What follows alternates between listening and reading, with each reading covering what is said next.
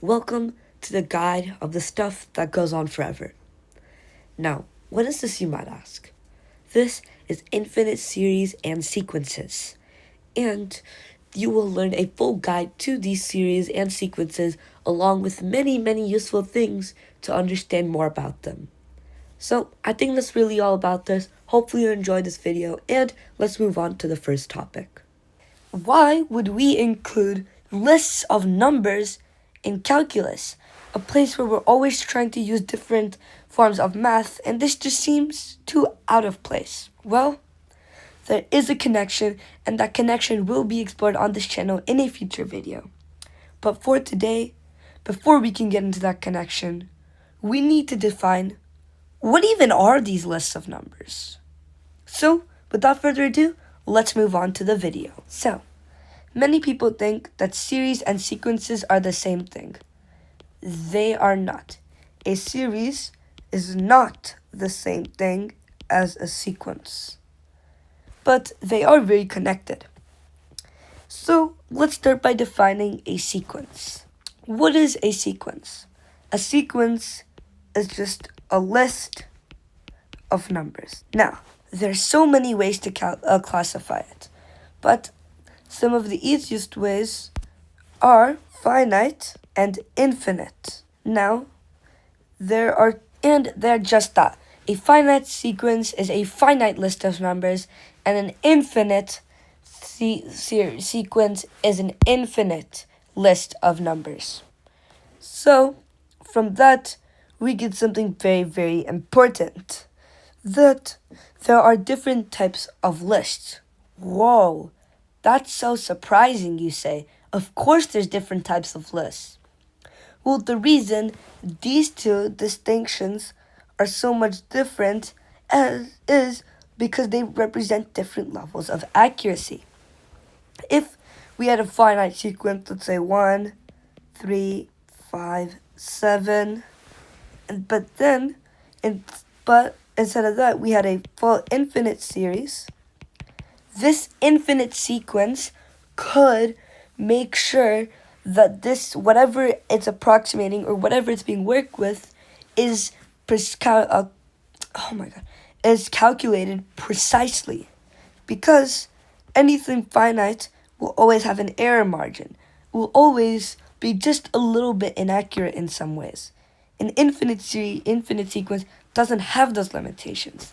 The sad part is that an infinite sequence is much harder to deal with 90 or 80% of the time. So now we got on the two main classifications. Let's move on to other ways we can describe a sequence. Well, there's a couple main ways. We have geometric, arithmetic, harmonic, exponential, or really these are pretty much interchangeable. And there are many more. Now, what do all of these mean? Well, the geometric sequence is where you have initial number a, then you go to a times a ratio r, then to a times a ratio squared, then a times the ratio cubed, and so on until either infinity or you stop. Arithmetic series is you start with a number a, then you add a difference d, then you add it again, and so on and so on. The harmonic sequence is in pretty much just one very special type of sequence, where you have 1 by n, then 1 by n plus 1, and so on and so on. So, now we know a bunch about sequences. We know they're a list of numbers, they can either be finite or infinite, and there are many different types that we covered below. But we still haven't gotten to talking about series. So, let's do that. Alright, over here we have a series. Now, what is a series? A series is just the sum of a sequence. It's that simple. While a sequence is a list of numbers, a series is the sum of the sequence. Now, these can have all the same differentiators, which basically means like stuff that makes it unique, have all the same differentiators versus all the same differentiators as sequences, as they're nothing more but essentially something drawn from a sequence, in this case the sum. Now there is other stuff. There's more types of these, so I'm not going to cover that today, as I showed you the three most important types, although there will be a video covering that. But the biggest thing with series is that instead of just listing out stuff, these can be used for calculations. Now, why is that so special? Well, that allows us to approximate or evaluate things we might normally not have been able to. And it also allows us to do some very, very, very interesting stuff. Like, did you know that the sum of all numbers, like this, or the sum of all natural numbers, and so on, is equal to -1/12th?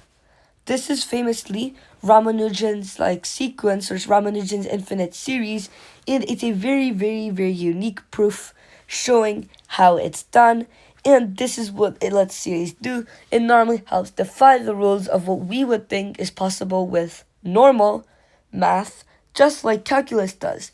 As in integration, calculus takes an infinite number of the small rectangles. So maybe an infinite series could be used as an integral. Spoiler, the answer is yes. Yeah, it's a really, really big spoiler. But I really want you to think about that and how that could maybe be used to actually do other stuff. There are 4 basic types of series that I'm going to cover today. The first type is called P-series. Now, P-series is basically just the series and 1 divided by n to the p, where p is some number. Integer to be more precise. Now, this series is actually very special, as depending on the value p takes, it can converge or diverge. Now that is something that will be talked about in my next video, convergence and divergence, and it is the single most important topic in all of the study of infinite series and sequences. Now, there are special cases of this. Now, one of them is the harmonic series, or 1 by n, where p is equal to 1. Now, this series, a hint is that this diverges, and the reason is very, very peculiar and actually very interesting. So this fact is quite important for one to know, is that for certain values, this can represent the Riemann zeta function, which is one of the most important concepts in all of math, but it is very complicated, so I'm not going to explain it today, and I really don't actually myself understand that much about this, but this can represent the zeta function for certain values, like 1 by n squared, which is, I really don't know how to draw the zeta function, so we're just gonna improvise, and we're gonna draw it like this. Yeah, I know this is not how you're supposed to draw it, but let's just say this is how you draw the Riemann zeta function, and this function is equal to pi squared over 6, and this is also a very interesting value, and there are more values. So that's the first type of series covered. The second type of series is a geometric series. This geometric series is a series that's equal to a times r to the n. Now, again, this is also very, very unique, and it's actually sort of related to the p series. For if I have certain values of n, like certain values of n, like if I have negative terms for n, or if this is some sort of function of r, you can sort of get the first couple of terms overlapping with the P series. But that's not a very important or useful connection, just a fun fact. Now, the biggest thing about these geometric series is they also, like the P series, have very specific convergence and divergence rules, and there are hard set boundaries, and these are also one of the more effective ones in real life. Now, one popular, well, not really popular, but one example that is very useful in understanding how geometric series would be used is this example that would come from physics. So, we have a ball over here that is above the ground at a height A. It goes to the ground and bounces up.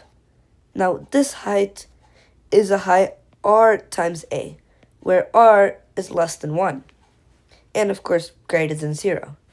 And this continues on and on until infinity, basically, until it reaches the ground, and the goal is to kind of find how much distance it traveled, etc., etc., or the velocity and stuff. Now, this, as you can see, is clearly just representing a geometric series, a plus ar plus ar squared, and so on.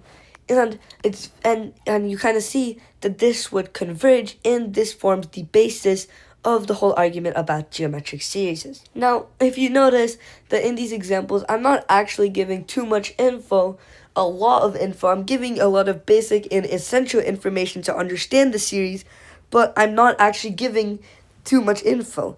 That's because most of the info that comes in infinite series is about how they converge or diverge. Now, those are the first two types of basic series explained. Let's move on to the third type. Now, the third type is alternating series. Basically, we have -1 to the power of n times some function of n. Now, this function of n could really be anything. This function of n could be essentially a p-series. It could be a geometric series. It could be a polynomial. It could be anything. But the thing that makes this special is this first term over here, -1 to the n. Now, to be precise, this doesn't always have to be n. It doesn't actually have to be n. It can be like n plus 1, but the biggest thing is that there is a function or a kind of thing with n, and the n in the actual exponent, and normally it will have linear terms, but sometimes it changes. Now, what does this do to the series? This basically makes it f of some value n1, then minus f of some value n2, or it could be the other way, it doesn't really matter. But the whole point is that the sum of the entire series goes like this. You have positive, negative, positive, negative, positive, negative, and sometimes these proportions might blow out higher and higher, but other times they might get lower and lower and lower and lower until they're basically 0, and it just completely depends. The biggest thing is you have a positive component, but you also have a negative component that is below the axis. So that's what makes alternating series so unique.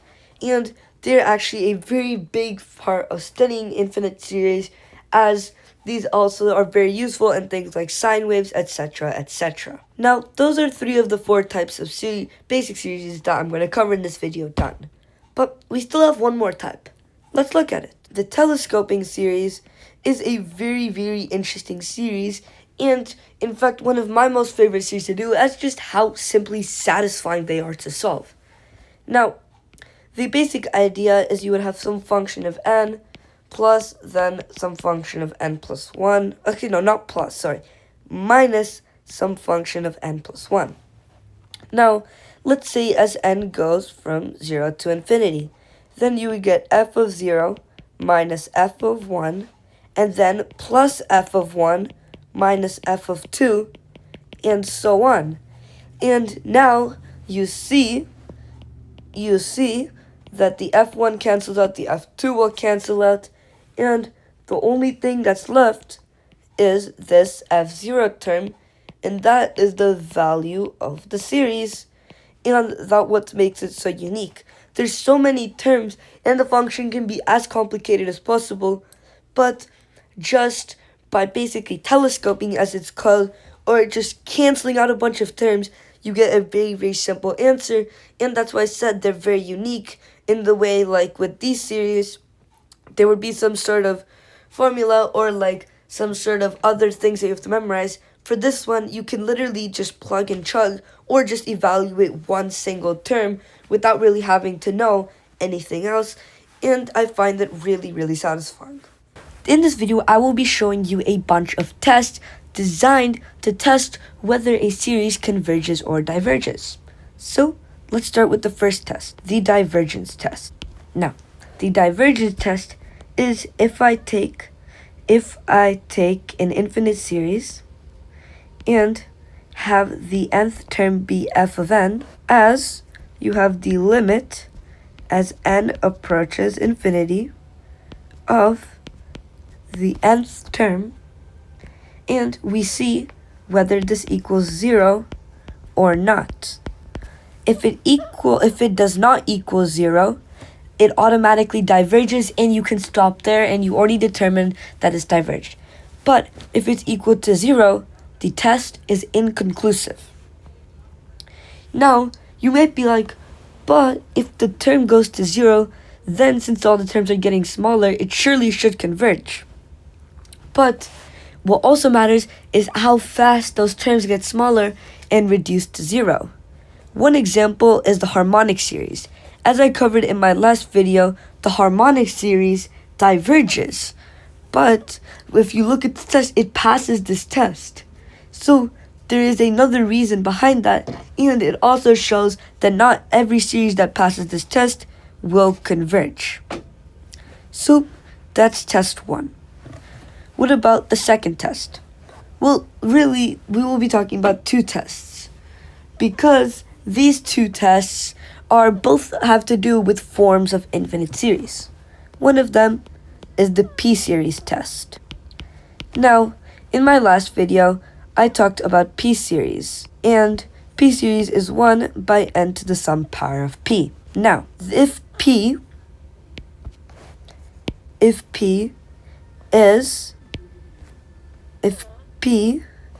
the magnitude of p is greater than 1, then the test converges. If p is less than or equal to 1, the test diverges.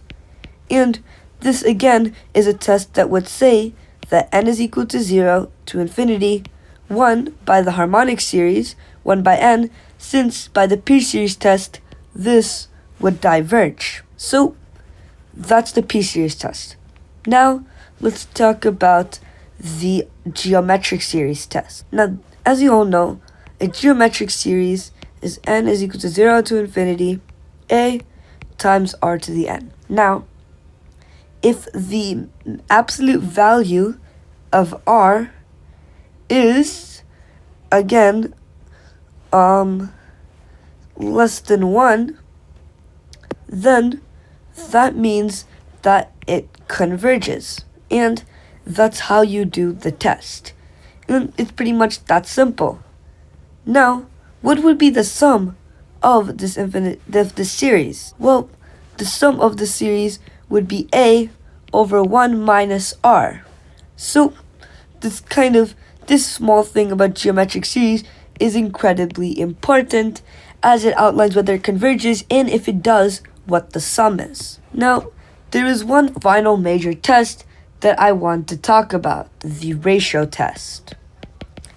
Now, the ratio test says, alright, let's take the limit of the n plus 1 term over the nth term. Now, if this test is less than 1, if this test becomes less than 1, so if limit is less than 1, it converges. If it's greater than 1, it diverges. Now, these are just a few tests that are planned over here. what is the comparison test? Well, the comparison test is a test for figuring out whether a series converges or diverges.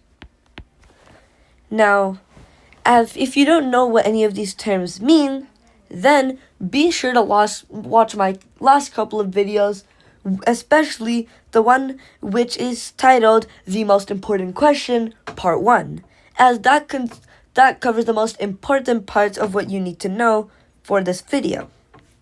Now, how does a comparison test work? Well, the comparison test works by essentially comparing two different series. One series, we know whether it converges or diverges, and using that information, we can tell if the other series converges or diverges. Now, without further ado, let me introduce what I've created using Manim and how I can explain this to you. Let the infinite series of an and series adding up all the terms of a function b of n with 0 is less than or equal to a of n is less than or equal to b of n for all terms n. Now, number 1, if b of n converges, then a of n converges.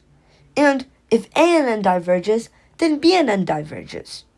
Now, this doesn't mean that if a and n converges, then b and n converges. That is not necessary. The converse of these statements are not true, as they normally say in proof logic. Now, let's move on to an example. We have two series. One will be our reference series, from n is equal to 0 to infinity of 1 divided by 2 to the n. This will be our reference series. Our next series will be from n is equal to 0 to infinity of 1 over 2 to the n plus 1. This will be the series that we're trying to test whether it converges or not. Now, if you look at all of the terms in this series, you will realize that 1 by 2 to the n will have the terms 1, 1 by 2, and so on. And the 2 to the n plus 1 will have 1 by 2, and so on and so on. And how does this work? Well, 1 is greater than 1 by 2, 1 by 2 is greater than 1 by 3, 1 by 4 is greater than 1 by 5, and so on and so on. And by our first rule that we said earlier about the comparison test and how it works, that means 1 over 2 to the n plus 1 converges. Our next series involves two series. Number 1, the one that goes from n is equal to 1 to infinity of 1 by n. This is the harmonic series, and it diverges. The next is n is equal to 2 to infinity of 1 over n minus 1. And this will be our test series. Now, if you look at all the terms, you see that 1 is greater than 1 by 2, and 1 by 2 is greater than 1 by 3, 1 by 3 is greater than 4, and so on. And sorry, over here it should be n is equal to 3 to infinity, not 2 to infinity. Sorry. Now, this is very good because all of the terms match precisely to the formula that we said earlier. But what if it doesn't? What if for some terms in the series it's greater than versus just always being less than or greater than or whatever it is? But for some terms, what if it doesn't follow the pattern? That's the main question we're trying to answer. Over here, we have two series. Number 1, the series from n is equal to 1 to infinity of n plus 3 over n cubed. Now, this is our test series. The second series is our reference series of n is equal to 1 to infinity of 2 over n squared. Now, if you notice, over here, for some of the n's, you have that the first series is greater than the second series. But as you notice, it's only for a finite amount of terms. So that sum will be some quantity, we can call it m or x, whatever, some small quantity greater than the actual series. But from n is equal to 2 onwards, as you can see, all of it works perfectly, from n is equal to 3 onwards, all of it goes directly into the series, and the rest of it works. And what we know is that it's very, very simple that this series converges due to the p-series rule. And since the test series is less than that for pretty much every single term besides the first couple, that means it's going to converge to some finite value, which will be slightly greater than the reference term, but that's not very important. All we mostly care about is, does the series converge or diverge? So, what did we learn? Well, we learned that for the comparison test, for two series, a to the n and b to the n, one of them will converge, not always, but b to the n. This shows that if there is a concept of a series being less than or greater than another series. Now, it might have felt obvious because some series converge and diverge, but this really solidifies it, literally using the fact that a series is less than another to prove something immensely fundamental about the series. The next is, what even is the comparison test? We learned the comparison test. And the final major thing we learned is that it doesn't have to work for every term, because that's why so many things have limits as n approaches infinity, because as long as there is pretty much an infinite number of terms, as long as a finite amount of terms don't work, it's fine, because infinitely more terms do work, essentially canceling out any possible effect that happens on the rest of the series. So, let's explain the test. Basically, let's say we have a series n is equal to 0 or 1 to infinity of a to the n. Now, basically, not a to the n, just like a of n. Now, what one can do is essentially, we can simplify a to the n. So we simplify to some form that is similar to something we already know. Then, what we do is we have another series. We say, alright, let's have this new series, b to the n, and let's take the limit as n approaches infinity of a to the n over b to the n. Now, if 0 is less than n is less than infinity, then it converges.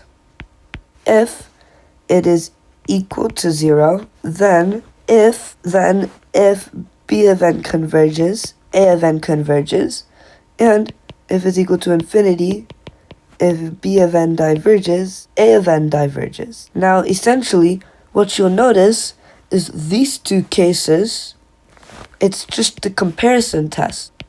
And that's actually very, very unique, since the limit comparison test has both this one extra case and the comparison test, the regular comparison test.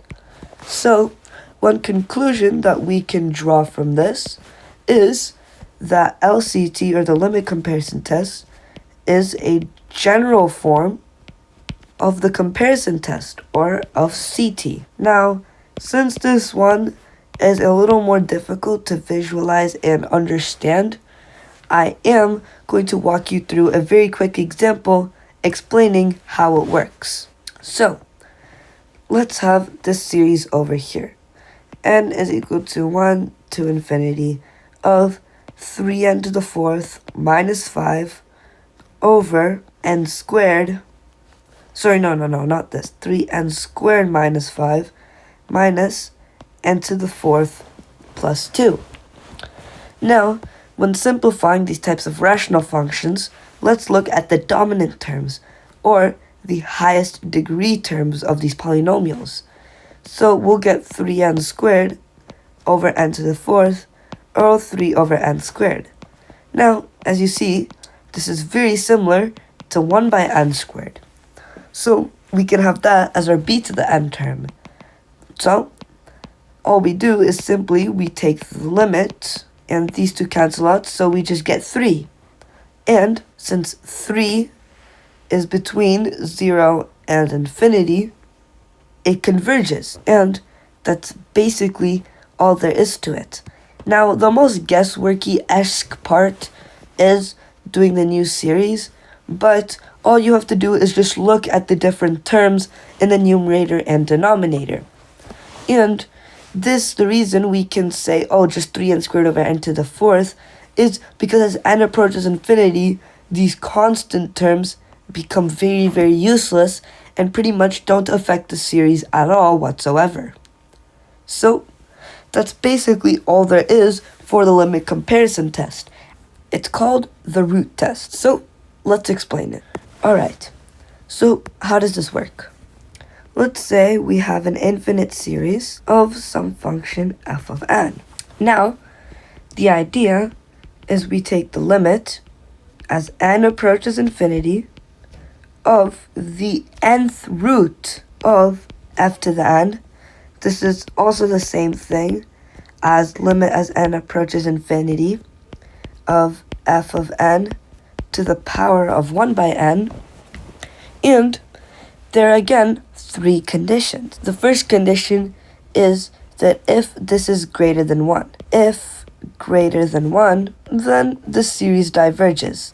If it is equal to 1, the series is inconclusive. And finally, if it is less than 1, the series converges. Now, this is actually a very good way to see if another type of series converges. If you have any guesses, feel free to leave them in the comments and explain why. So, this series is the geometric series. Now, if you noticed, the geometric series takes the form of something or of some number to the n. So, n to the m. And if n is less than 1, it converges. And also, if it's equal to 1, series is inconclusive, but most of the time it will diverge. I'm pretty sure there are some exceptions, but feel free to say in the comments that if I'm wrong. Now, let me show you why the geometric series converges. Now, what we have is, since we have this over here, we can do the root test on it. So, limit as n approaches infinity of m to the n, and then taking root m or raising it to the power of 1 by n gives us limit as n approaches infinity of m, which is just m. And if m is less than 1, then it converges because the root test also says that it converges. So that's actually a proof for showing how the rules of the geometric series are there, as it's simply just an offshoot of the root test. Now, it's not just that you're going to be using it for geometric series.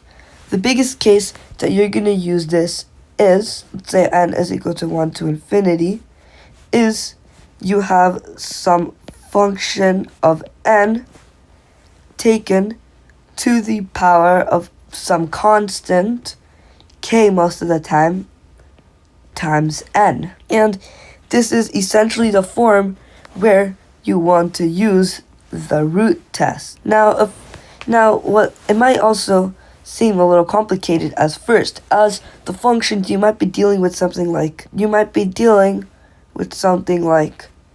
2n squared plus 3n to the 5th plus 7n cubed divided by 4n to the 5th plus 15n cubed plus 17n per se, or maybe instead of n cubed over here we'll just have 7. So this over here, and all of this is to the power of n, This in fact becomes very simple, since by the root test our limit as n approaches infinity will just be of this function. And you see the power is the same, so by the limit rules you have 3 over 4. Basically it's equal to 3 over 4, and it's less than 1, so we know it converges.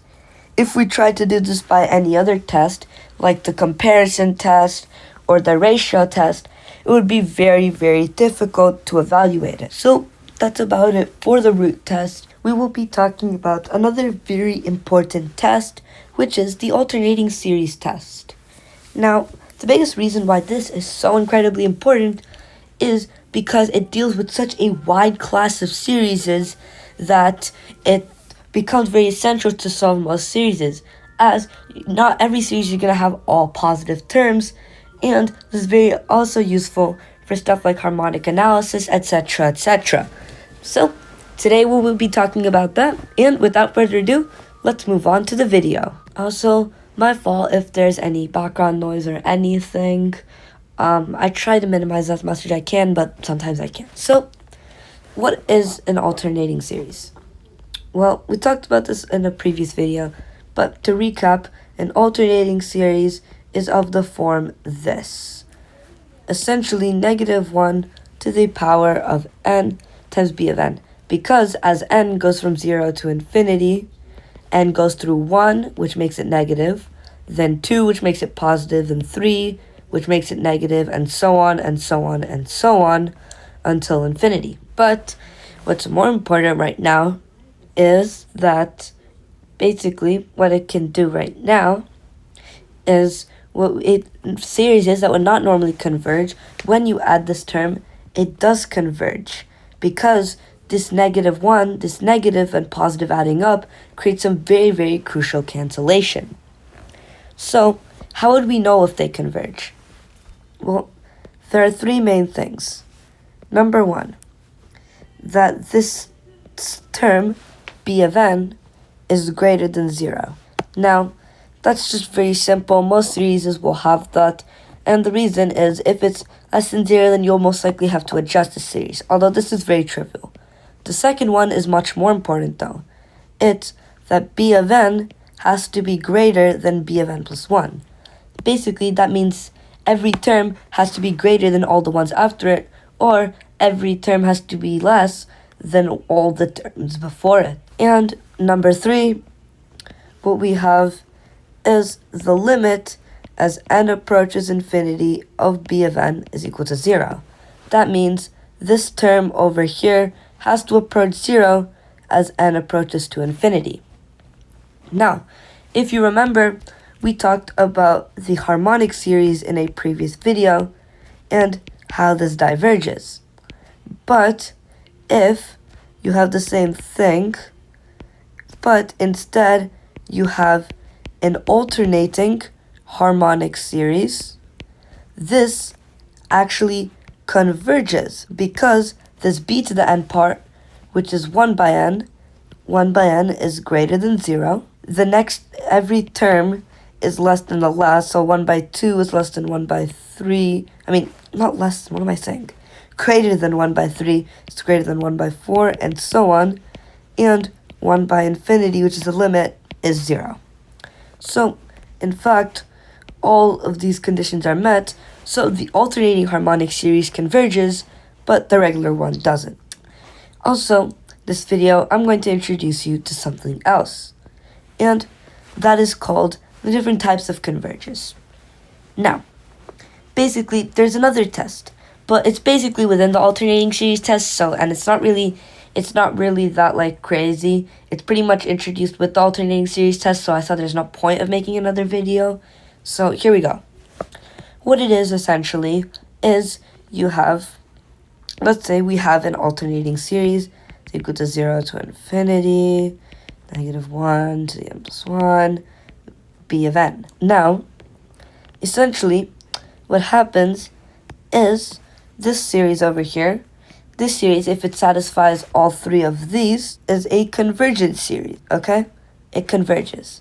But, let's say we have the term let's say if n is equal to 0 to infinity of just b to the n converges, then it is called absolute convergence.